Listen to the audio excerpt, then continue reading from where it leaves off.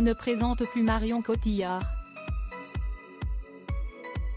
À 47 ans, l'actrice est fait une place de choix dans le milieu du cinéma et de la mode en France. Devenue égérie Chanel et ayant décroché des rôles dans de nombreux films de grands réalisateurs réputés dans le monde, la carrière de Marion Cotillard fait rêver. Elle n'aurait pourtant jamais pensé en arriver là il y a quelques dizaines d'années. Si est-il au début des années 2000 que Marion Cotillard, fille de Nisée Mateo et Jean-Claude Cotillard, tous deux évoluant dans le milieu du cinéma, se fait connaître. Grâce à ses rôles dans Taxi et Taxi 2, la jeune femme court les plateaux télé dont celui de Tout le monde en parle présenté par Thierry Ardisson. Invitation qu'elle avait honorée avec plaisir et dont elle avait profité pour revenir sur un événement traumatisant de sa jeunesse. Marion Cotillard s'est fait agresser dans son adolescence. Si elle n'a pas reçu de coups à proprement parler, le choc et la violence l'ont profondément marquée.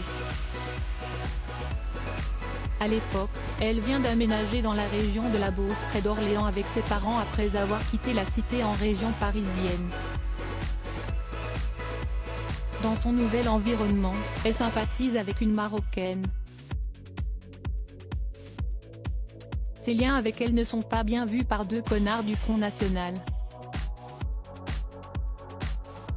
Ils n'auront aucun scrupule à s'en prendre à la jeune fille qu'elle était, ils vous ont chopé sous un escalier, ils vous ont vidé 1 litre d'eau de Cologne sur la tête pour vous désinfecter, a rappelé Thierry Ardisson. La comédienne a fini par prendre la parole, confirmant tout ce que la star du petit écran venait de décrire, si Estiard. Ça m'a un peu choqué, on peut le dire. C'était surtout les propos tenus pendant qu'il me désinfectait qui étaient super violents et que moi je ne connaissais pas vraiment. J'ai découvert le racisme en quittant la cité. Fort heureusement, Marion Cotillard n'a pas été blessée physiquement mais a pris conscience de la gravité du racisme ambiant en France. Des valeurs à transmettre. Ce triste épisode a permis à Marion Cotillard de se forger ses propres valeurs et de savoir ce qu'elle ne voulait pas pour ses enfants. Raison pour laquelle elle inculque la tolérance à Marcel, 11 ans et Louise, 6 ans, née de sa romance avec Guillaume Canet.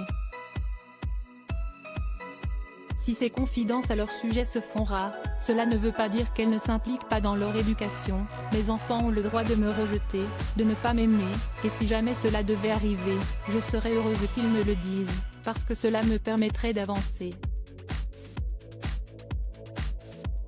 J'avance avec eux. Ils sont mes maîtres, moi je suis leur guide et une source d'amour.